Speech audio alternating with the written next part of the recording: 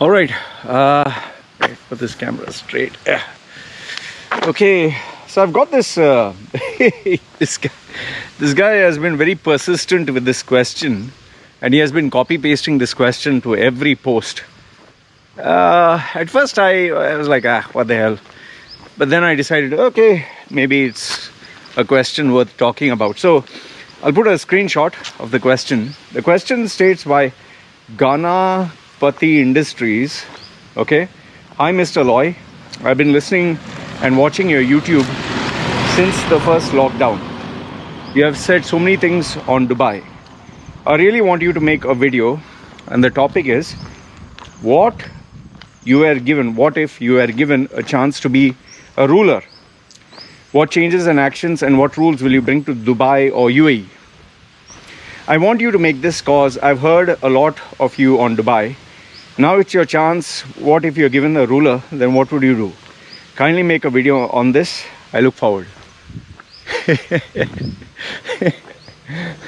Good question. First and foremost, look at this face.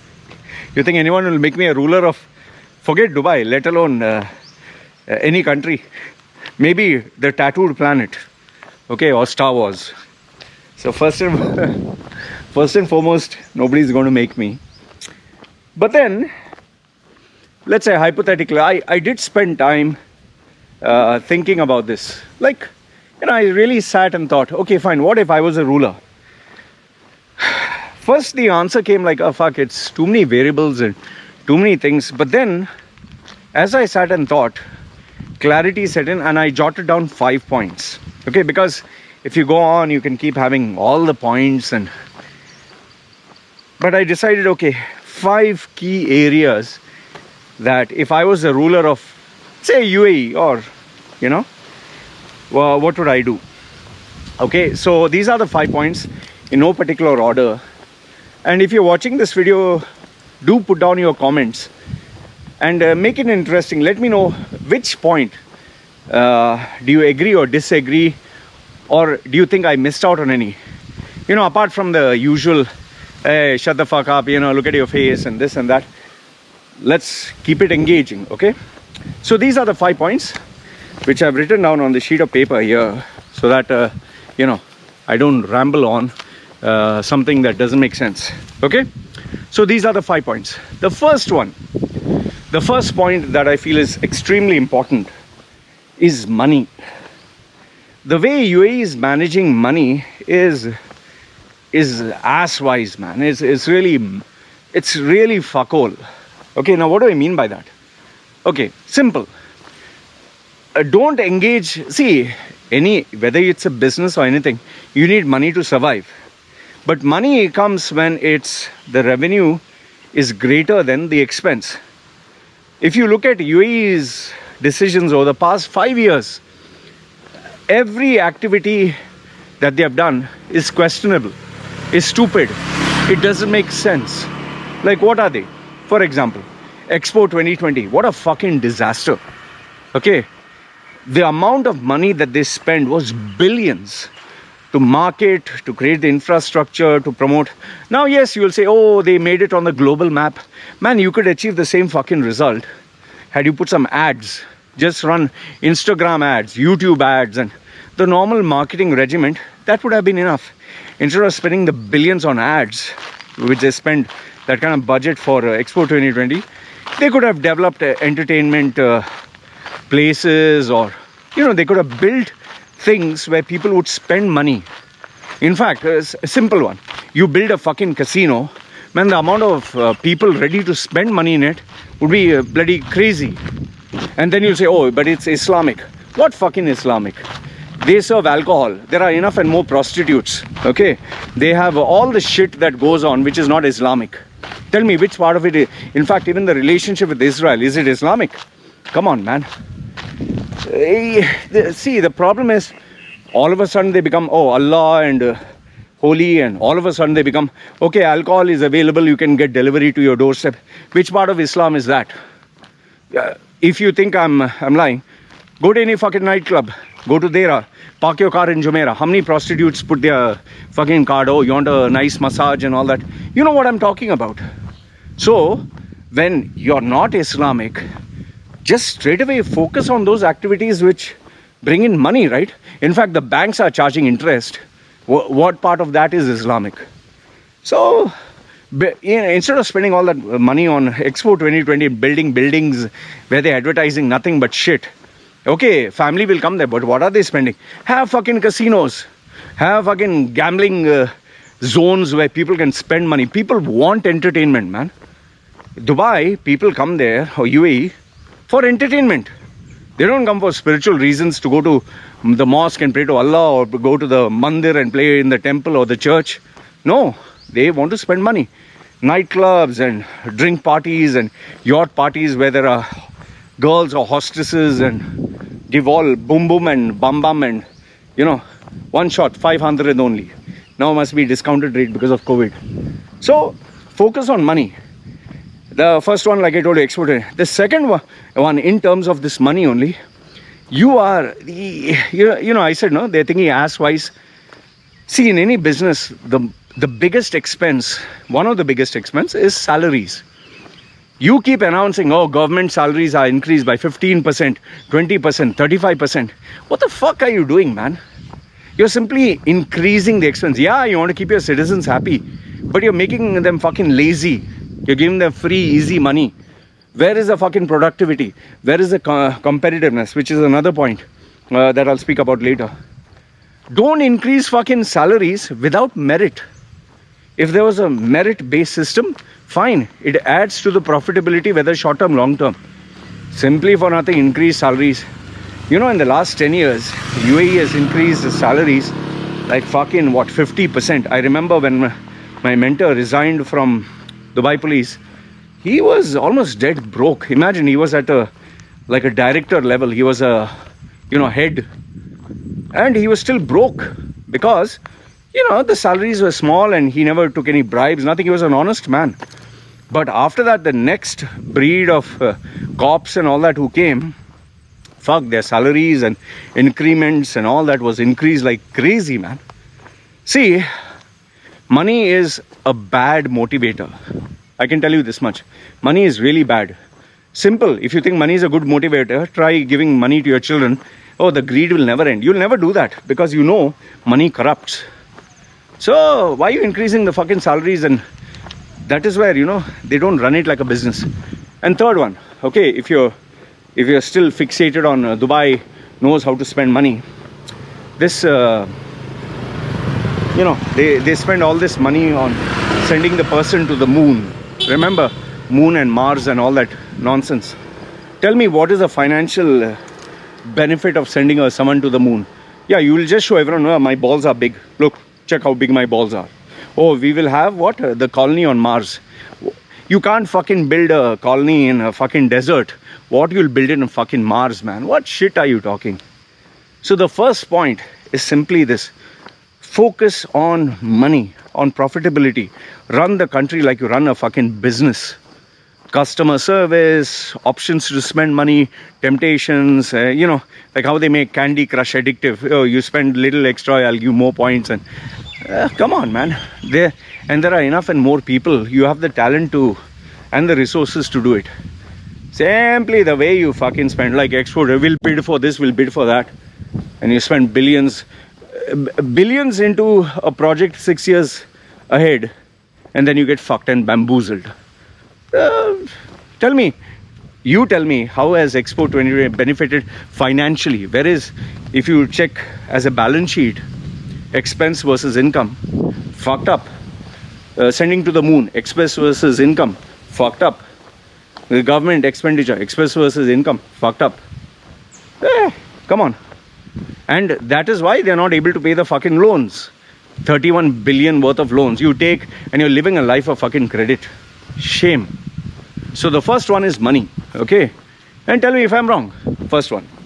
Second one, you know, Sheikh Zayed, the founding father of UAE, was a wise man. Even Sheikh Rashid was a ruler of Dubai. Wise man. Oh, their wisdom was timeless. Seriously timeless. Very simple guys, hardworking. You know, the blue collar ethics they had. They would literally visit each and every citizen. They would focus on agriculture. Everything was long term. The vision that they had for UAE was unbelievable. Sheikh Rashid built the ports, both in Dera Market as well as Jebel Ali Port, the Shindaga Tunnel, the Garud Bridge, Maktoum Bridge. All this, Sheikh Rashid. See the vision he had. People thought he was mad. Sheikh Zayed, see the agriculture, see the foundation of Abu Dhabi. You know, the roads that were built, the street planning of Abu Dhabi, which was built in the fucking 70s, man, till date, is perfect. So, they, among all the gems of wisdom that the rulers had, one priceless gem of UAE or policy that they followed was, we will not get into any wars. They had this amazing policy, just like Sultan of Oman, will not get into any wars. Japan followed this after the World War. They said, we're not going to focus on any wars. We want to focus on developing the country. Brilliant. So, when you decide not to focus on wars, you don't need to buy weapons. You don't need to have an extensive military and big this thing. You know, you'll spend money on developing the nation. Okay? On building the foundation. Instead of this, they teamed up with Saudi. Saudi, anyway, that guy is he's in a different planet altogether. He just wants, he's a power player. He just wants power. Okay, Saudi is just a typical Islam that they follow. Conquest, conquer, rule and conquer and rule and whatever. UAE is such a tiny this thing compared to Saudi, which is so large. Decided, oh, okay, Saudi, yeah, we'll join you. And they got into this war with Yemen and Houthis. And tell me, how does it benefit UAE? You spend billions, again, for a war. Now you have to protect yourself also. You have to fight also. You have to buy weapons also. You have to support your so-called allies. It's a fucking mess. Why? Just imagine a simple thing.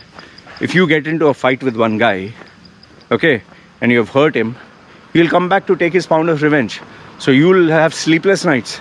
You'll want to protect your house, your property. Otherwise you'll be like, fuck, they can bomb us and do all shit. So UAE lives with that fear. Tell me, how does war help? Okay, if you're USA and you're supplying weapons and your guns, fine. It's a profitable business. But if you're a country that is only buying weapons, like they made a deal with France, just the amount of fucking what, 18 jets or 84 jets or I don't know what, some big number, some billions that they say. Why the fuck do you need so many jets? Fucking stupid. War doesn't help anybody. It just sucks the country dry. Check what happened with Gorbachev and USSR. How many nuclear warheads they have. What is the use of all this? US has so many nuclear warheads. What's the use? You're not going to use it anywhere. So what you do is sell it in the black market and create chaos and profit from making a chaos. You tell me if I'm wrong.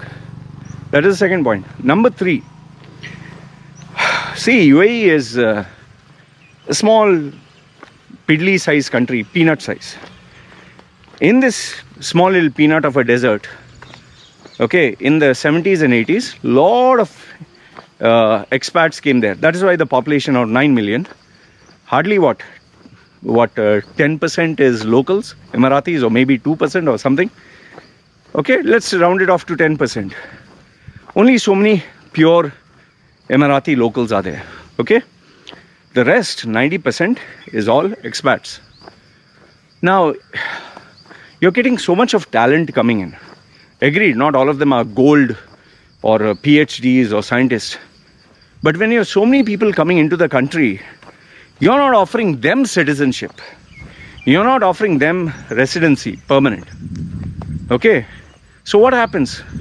People think, oh fuck yeah, better to stay in this country and take all the resources, take all the money, and whatever experience and whatever knowledge and whatever brains you have, man, I better go to Canada and settle down there.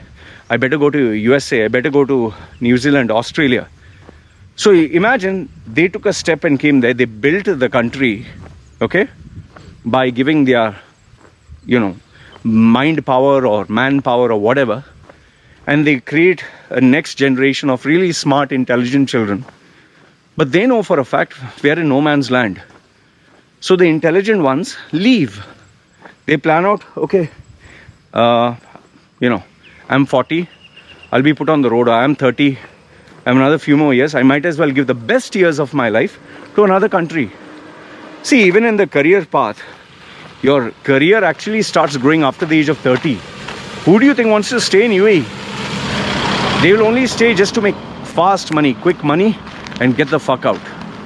That is why even people, when they earn money, they don't want to keep the money in UAE. They want to send it back home. They want to invest elsewhere. Check the remittance. The amount of remittance from UAE back home is in billions. Nobody wants to be in UAE. Nobody wants to be in UAE. At least the intelligent ones. Okay, if you talk of Yusuf Ali and the billionaires, fine, they will remain. But how many billionaires are there in UAE? The majority, you're talking of 80% of your brains, of your intelligence, of people who are worthwhile. Why do you think I left UAE? You think I wanted to leave UAE? No. But I knew that it was not going to keep me forever. They will see, UAE is like having a relationship with a prostitute. She'll love you when you have money. The day you don't have money, fuck off. She'll not even hold your hand, not even hug you, not even kiss you, not even look at you. That's how the relationship. So people come there just to fuck and bye-bye. That's what it is. You're losing so much on brain drain. That is why even in India, same thing. What is happening? People who are smart, intelligent, India doesn't offer them anything. They leave and go. Then this brain drain does affect the country. For UAE or the Middle East, 100% it affects. That's why you'll never get anyone worthwhile staying there for too long. They will move because they want security. Everybody wants security. Why do you think? I may be not a, intellect, but even I want security, man. That's why I left. The next one, point number 4. Comment, tell me which point do you agree, disagree, or do you agree with all or disagree with all, whatever. Point number 4. Now this one is critical, very, very critical. And this one is pretty large in itself, but I put it in one point. Competitive leadership. What do I mean by that? Okay, I'll give you an example. I'll give you examples so it's easier. Now, Sheikh Khalifa, he didn't actually announce it, but anyway, they said Sheikh Khalifa announced that he forgave the loans of so many Emiratis. What are you doing? You're making people live a life where they are not held accountable and responsible for their actions. Take a loan, we'll pay it off here, don't worry. You don't have to this thing. So people take loans like this. They'll just take loans, and what do they spend the loans on? And you give free money, people will take it. This is not competitive leadership. Second, I'll give you examples. You will say, oh, it helps them relax. Yeah, free money, it helps everyone relax. If I give you free money, it'll help you relax. If all your loans are paid, it'll help you relax. But it doesn't sow the seeds of character in the person. The second one, the government is not based on merit. The government institution, okay, maybe Dubai is a little bit, because Sheikh Mohammed comes and visits there and inspects, and anyone who's not there or sitting there is terminated. That fear is there. What about the rest of the Emirates? All fucking bums. Nobody takes their work seriously. Where is the competitive leadership? In fact, let me tell you this will be shocking for you. You know, Emiratis, the real educated ones, they're very hardworking, they're very focused, but sadly, it's only 1%. 1% of a whole population of 100.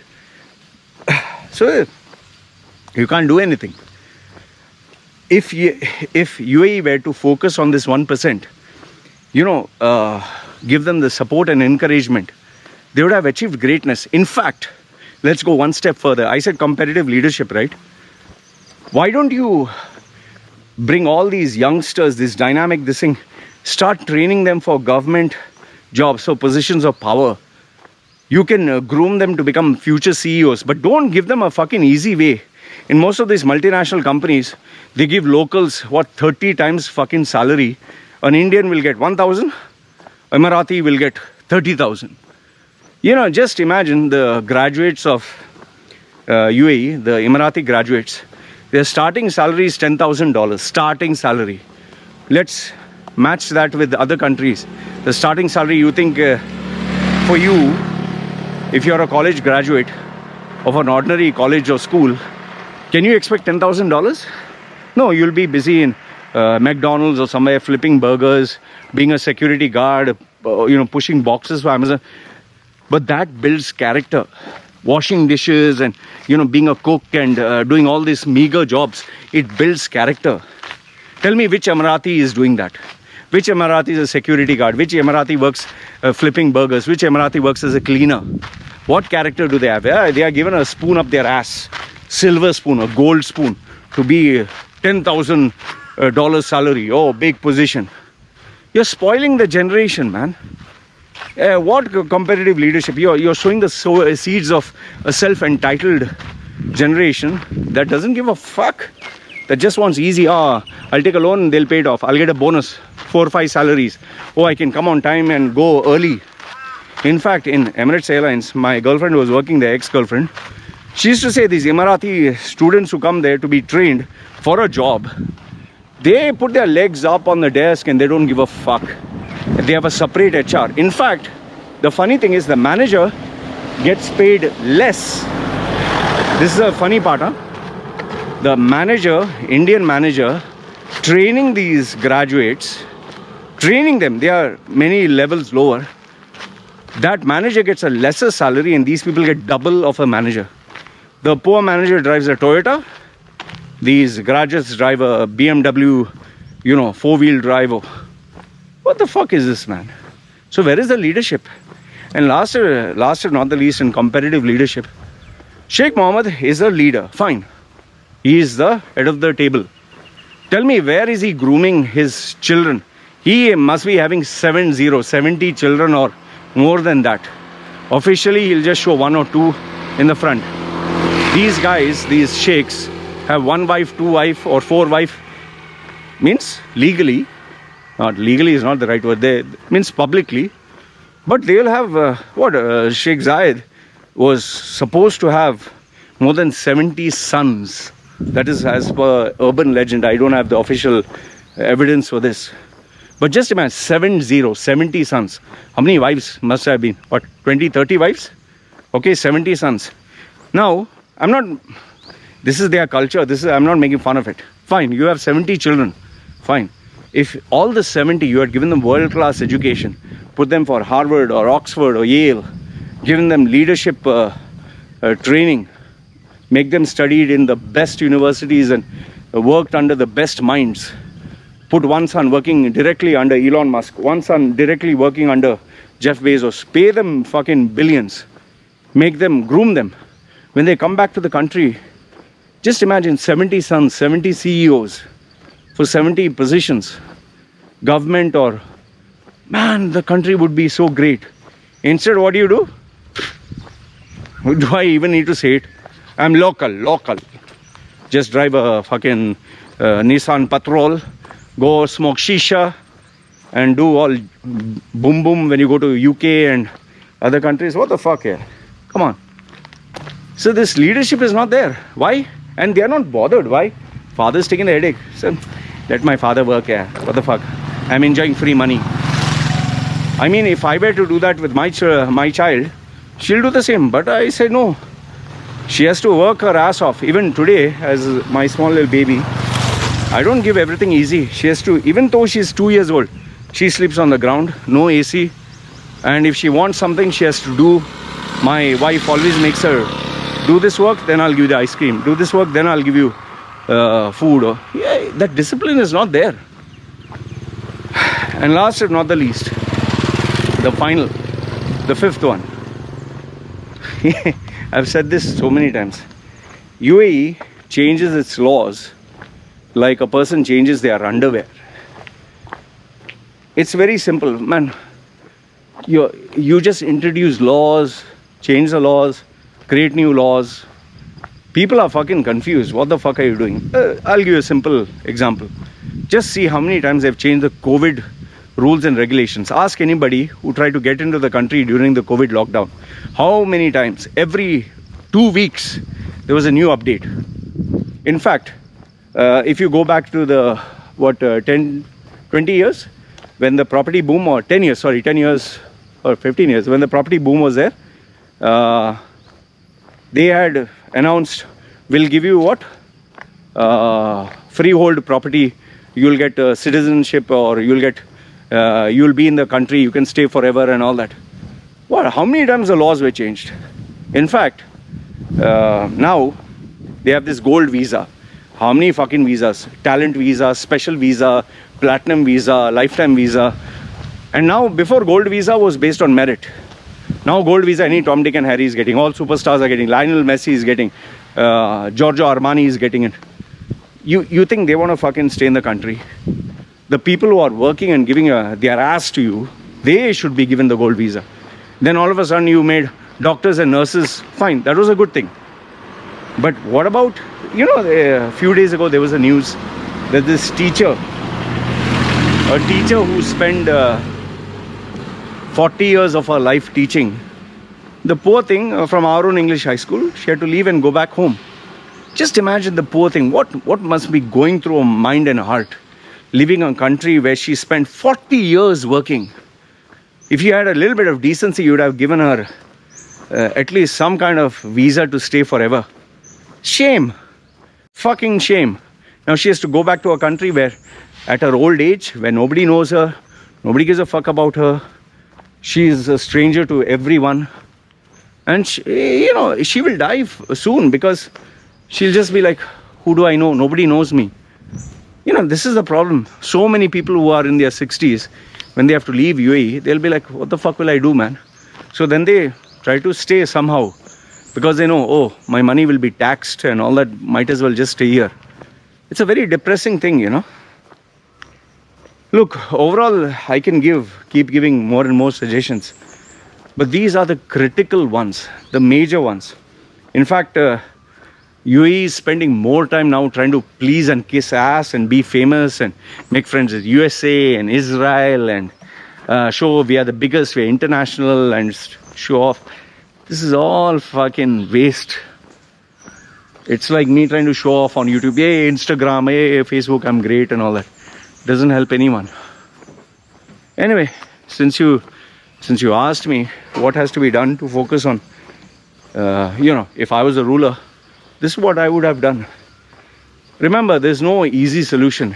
The solution is, it'll take 50 years to see the results.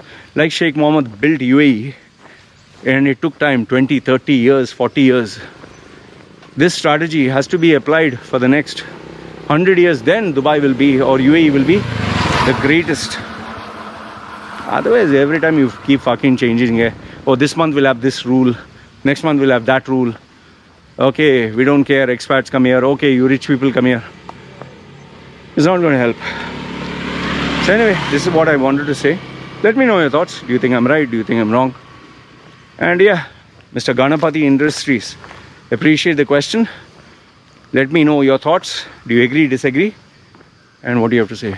Having said that, this is me signing off. You guys take care.